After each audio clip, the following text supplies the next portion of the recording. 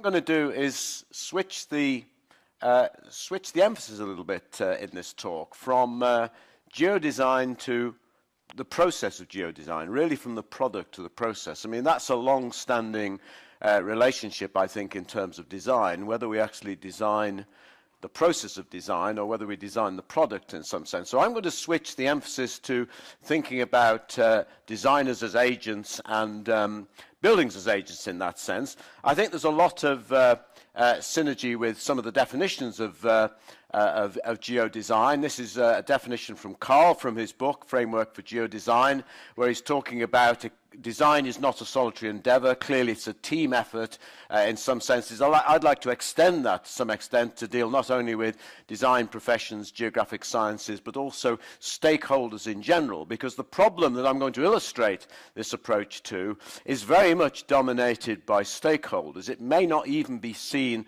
a design problem. It might be seen as a decision problem. This is a definition, paraphrase, I think, from what Brand said yesterday. Geodesign is based on a network of shared intelligence. And I think Jack this morning and many speakers have actually made this point, that to some extent geodesign is based on shared information, shared intelligence in that sense. I'll be proposing a simple model of not only how we share that intelligence, but also how we actually resolve differences between ourselves in this context. It's a toy model. It's an ideal type to some extent. Nobody would expect that what I'm going to say is a model that we would find in the real world, because it leads to a solution and consensus. Most participation of some sort does not lead to a simple consensus in that sense, but nevertheless it gives us a basis on which to think.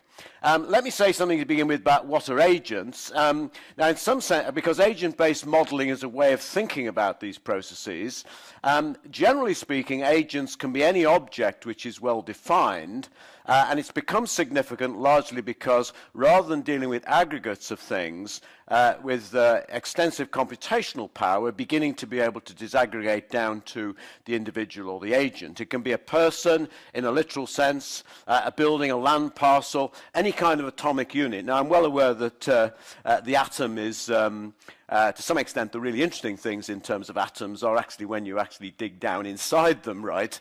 And you find electricity and all sorts of things like this. But nevertheless, the atomic unit is generally a well-defined unit, so we think of these things as atoms. Agents also are objects that probably have mobility. That's a more controversial thing, that the most literal agent-based models, and perhaps when I got the invite to this, that people were thinking maybe I would talk about models of pedestrian flow, movement or traffic flow, rather than flows of ideas in terms of design in that sense. But most literal agent-based models are literally objects and agents that actually move. As I say, my talk shifts this focus to agents as designers and stakeholders, but also any kind of object. We'll see that the problem I'll talk about is agents as buildings and agents also as designers in that sense, designers dealing with buildings. So the focus, simply to repeat, is actually on the process rather than the product. Oh, sorry. Okay, back. Okay, so I'm going to talk about how agents combine their conflicting views about design and move to a consensus. They essentially do this by pooling their opinions. And if they do this systematically and rationally, by averaging their views, they reach a consensus, which is the ideal type. So imagine, for example, that you were linked to various neighbors randomly in a sense, and the object was you all had a different opinion about something, but you were rational and you were able to swap, as it were, your idea with your neighbors in a network in this context, and you actually then literally, rationally sort of took an average of your neighbors' opinions in the network, then eventually, in any kind of network, it would lead to some sort of consensus. Now, of course, the interesting thing about networks is when it doesn't lead to a consensus in a sense. When, for example, somebody is obstinate and continually pushes their idea, or whether the network's fragmented in some sense, or whether or not there might be weighted averages of some sort. So, to some extent, this is an ideal type. Okay, and I'm going to outline this with respect to a toy problem. So let me say briefly what I'm going to talk about, the toy problem to begin with, and then I'll define the agents in the models. These are actors, stakeholders versus sites and buildings in that sense, a very simple problem. I'll make the point when we show the problem that in some senses we can unpack this problem almost indefinitely and make it more complicated, although it is a very small problem in terms of scale. The way agents interact across the maps of what they consider to be significant is important in terms of this resolution, and the effect of compromise. There's two ways of looking at the network, one in terms of the way the agents effect a compromise, the other in way the sites or the locations effect a compromise, and to some extent these are duals of one another. We can refer to the agent problem or the actor problem, the stakeholders as the primal problem, and the buildings problem as the dual problem. Okay, let me show you where we are. We're actually sort of probably in the most urban place we've seen in this context. This is our site. This is actually the centre of the postcodes. You know, we have postcodes in Britain, not zip codes. This is the centre of the postcodes in the heart of London, in the city of London. This, in fact, area down here is where the General Post Office was built. In 1820, originally the General Post Office, and then just over here is St Paul's Cathedral. Okay, this is actually the northeast corner of the Wall of London. This is London Wall coming down here. This is called Aldersgate. Aldersgate was a gate in the wall in the northeast. And it was demolished about 200 years ago, and they actually produced a new gate over here, which is Newgate, where they actually assembled a gallows as well, basically. And the Old Bailey, all of the characterizations of this, the Barbican, the Old Bailey, Aldersgate, Newgate, really relates to this fact that London was a walled city. Now, one of the interesting things about this area, and this is what we're looking at in terms of the site, is that you would imagine there may not have been much change in this area over the last 20 or 30 years. There has been enormous change. For example, this building was built in 1990, something of that sort. Down in this street here, the Victorian facades were actually kept and flats were built behind. This is St Bartholomew's Hospital. That's been redeveloped. The National Health Service, through vast quantities of money the government, the two previous governments have put a lot of money into the National Health Service, and the easiest way to spend it is to actually build new hospitals. It's not easy to train doctors and nurses and so on and fix the insides of these places, but St Bart's has been redeveloped. I'll say something about the General Post Office because that's very significant and relates to privatisation. We're talking about changes of use here in that sense. I like to contrast this with Eliot's picture of his Cumbrian farmhouse, the Yorkshire Dales farmhouse, or the in Cumbria there. That in fact, if you go back 500 years and you go to this site here, where St Bartholomew's Church is, then the young King Richard watched the Lord Mayor of London actually slay Wat Tyler in 1381, some 500 years ago, as he moved the peasants' revolt, basically, because of the poll tax, 1381. At that particular point, then, the king watched while the peasants were actually stopped at that particular point, and the leader of the peasants, Wat Tyler, was actually slain. Of course, the King Richard II, was only 14 years old at the time, in a sense. But and I do actually have a picture. This is my equivalent to Eliot's picture earlier on of the farmhouse. So this was really the country in those days, in some senses. Okay, let me move on. This is a plan of where we are, and let me tell you what the buildings are, the sites in that sense. That here so this is the site itself. The first main building is what I'll call the Aldersgate complex. This is where this ziggurat-like building, which was built, and then the flats, which were on the flats along this little road here, which is called Little Britain. It swings round into here. So this is sort of an important complex, which is relatively new. It's unlikely there would be a change of use here. Lots of other bits here. This is the actual nurse's home, basically, which is potentially very important in terms of change. These other bits, that's St Bartholomew's Hospital, which has been redeveloped recently. That there is That there is the Post Office Museum extension, which was sold off to Merrill Lynch. It's not Merrill Lynch anymore, it's the Bank of America, because as those of you here know, that Merrill Lynch went bust basically during the crisis, so that's now Bank of America Merrill Lynch. This bit here is some of the flats that were constructed in 1995. That bit there is a Georgian church, basically built in 1780. This is Nomura Bank. This is the General Post Office from 1880, which was sold under privatization under the Mrs. Thatcher regime to Nomura Bank. It's now empty, basically, and Nomura Bank, which is a big Japanese bank, are basically trying to rent it out. In fact, I should say, too, that this building here, Aldersgate, the Ziggurat building, has been rebadged several times over the last 10 years to try and rent it. The Clifford Chancellor law firm moved out to Canary Wharf, the second CBD. And the last bit of this is Postman's Park. This is a small pocket park in that sense. So these are our sites, okay?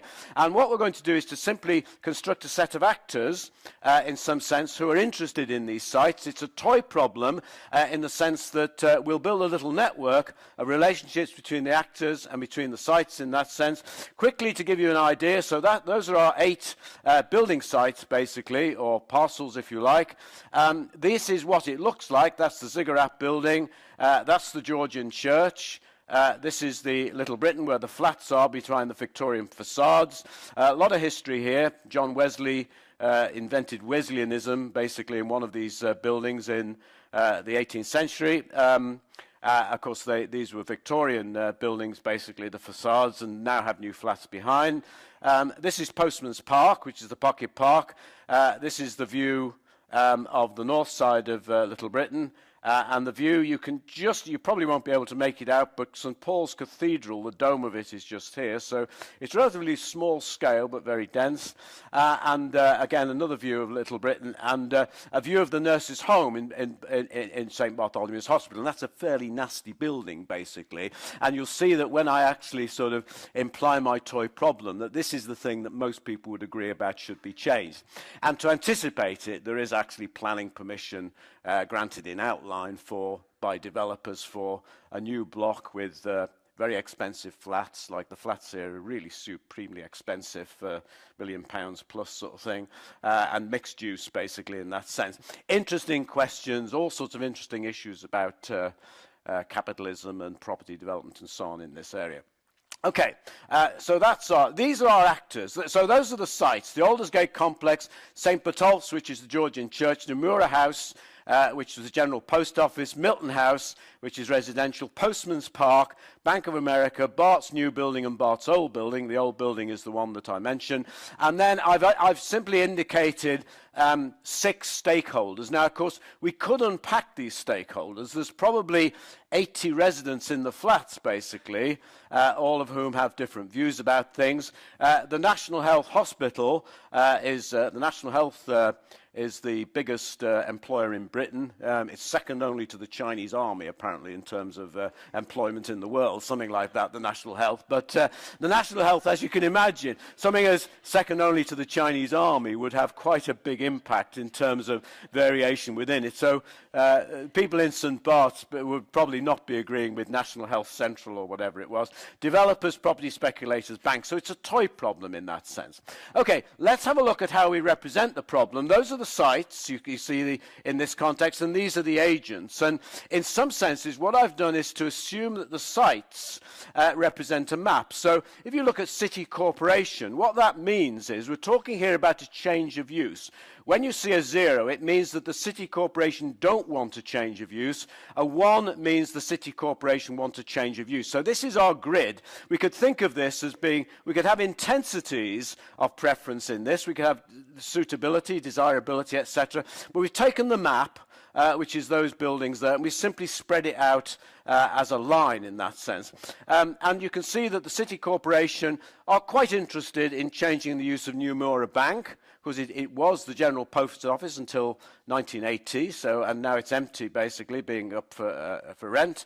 And also you can see that the Merrill Lynch, Bank of America, the City Corporation have seen that change too, and they probably have some view that it would change. And then finally the Nurses' Home, which is this one over here. So we can do this, of course, for each of these and build up our picture of differences between these different actors, these different agents, I should say, or actors in this context, stakeholders who have a view. And you can see there are differences in that sense, because what we'll do is build a simple network of what these differences are.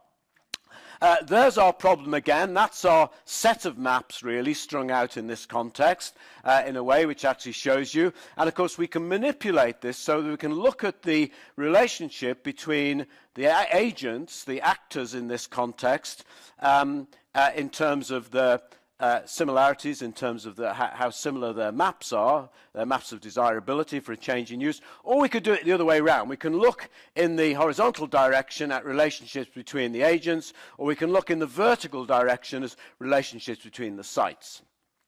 Okay, so if we look at the primal problem, now I'm not going to get any more technical than this, but basically we have our set of maps as previously, so that matrix there of the map across the top, the 6 maps in question for each of the 6 actors. We have the maps, we take the transpose of that matrix the other way around. What we do is we can actually compare how similar each of those maps are with respect to the 6 actors. So what the matrix on the right, on the left, I should say, means is that this is the strength of relationship between, if you take an actor versus another actor in that sense, between the corporation, say, and the second one is the residents. There's a low strength of relationship just of 1. We're simply counting and comparing in that direction. We can do it the other way round to look at the relationships between the sites with respect to the actors. So this is a network on the left there of the strength of relationship between the actors with respect to how similar they are about their relative interest in the sites, in changing the use. And this is a network between the sites with respect to how similar they are, these sites, with respect to what the actors in that sense. So these are the dual and the primal in that sense. Now, we can actually plot that, which that shows the relationship between the actors, basically the 6 actors and the relative strengths in this context. And the next one shows the same thing between the sites. And we can think of this as a network on which compromise or averaging takes place. We'll mainly do it on this one because this is more meaningful to think of ourselves as swapping our ideas, etc., rather than this one. But because of the way this is formulated, the two are consistent in some sense.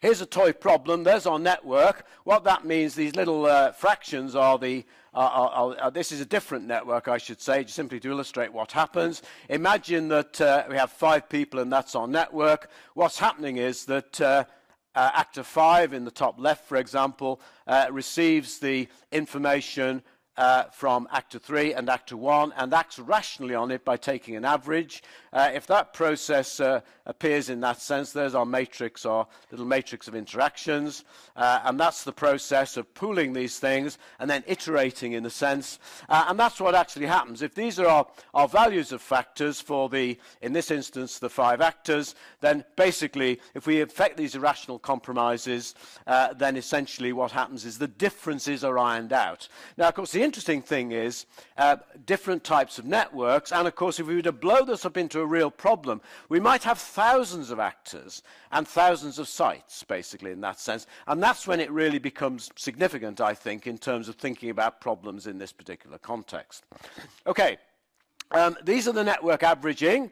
So we take this is our average in terms of the agents, applying them to our set of maps, and that produces a new average set of maps. You can see that those ones and zeros are now into fractions, basically, in this sense. But of course, I should mention that these could be any values, basically. I've simply said 1 and 0 for whether you have an interest or not, but they could be, this could be a grid of desirability in that sense. This could be a set of factors. So you can see this problem as a way of thinking about generating the weights in terms of a land suitability map in that sense. Now, eventually, if we go through with the problem in terms of our 6 actors in this context, what eventually happens is that all of the differences are ironed out, and each of the actors has the same map. We are moved to the same map in this context, and this really is the solution to the problem in that sense. Now, I know you're going to say, well, of course, this is pie in the sky. The real interest is that where we don't get resolution in some sense, but it gives us a basis for thinking about things in that sense. And these are the differences. Now, this, in fact, is the relative weight with respect to the buildings, which are generated by the actors. And you can see, let me try to give you some sense of this, that the Aldersgate complex here has about, in terms of the importance, if these are the importance of the sites for change of use, you can see that because this is relatively recent, the importance of is relatively low in terms of change of use, whereas these things down here, for example, the Nomura Bank, which is being leased up for rent at the moment, and Merrill Lynch Bank of America, and then, of course, the Nurses' Home, which is already subject to planning consent. These are relatively new buildings. Interestingly, Postman's Park, which is the pocket park, has perhaps a higher sense of change of use. That would be almost impossible to change, basically. Well, you say that, but, you know, go back 20 years and you would have thought the General Post Office was impossible to change. Of course, technology has changed that in a sense, and then Bank of America. So, but basically, Postman's Park is probably too high in terms of its importance for change of use in that sense. These are the agents. This is the importance of the actors in terms of this problem. So the city corporation is pretty important. The NHS is quite important. But the developers and property speculators, and remember, I've made up all of this data. It's simply on the basis of my intuition. We could argue about the network and the weights and things of that sort. And of course, to do this for real in some sense, not suggesting we necessarily do it for real, but I'm simply saying that this is a kind of thought process, in some sense, a thought experiment. But in some senses, this really pertains to the way I've specified the networks. The banks, in fact, have less interest than the property speculators and developers. Okay, that's the nature of the model. That's the nature of the agent-based model. Let me just sort of say it's a real problem. Real problems have very large networks, lots of different types of connection, lots of actors, etc. So the issue, of course, to make this realistic in some sense, as opposed to a toy problem, is to actually argue ferociously about what the participants are in this process. We can clearly have intensity or desirability maps rather than zeros and ones, basically, in a sense, in terms of black and white, in terms of the Mahag type diagrams, yes or no. We could have intensity or desirability maps in that sense. Rational averaging, simple averaging, weighted averaging, dominance, and other strategies of compromise or not are issues. And the model, in fact, is quite long-standing. It's not particularly new. What's new is the notion of thinking about it in terms of primal and dual in that sense, the embedding of maps into it in that sense. Here to finish are some references over many years. A reference written in Psychological Review of Formal Theory of Social Power by French in '56. I've written some things a long time ago, basically, but interestingly enough, the model's been picked up in social networks and network science generally, and this is in terms of more modern or contemporary views about agent-based modeling.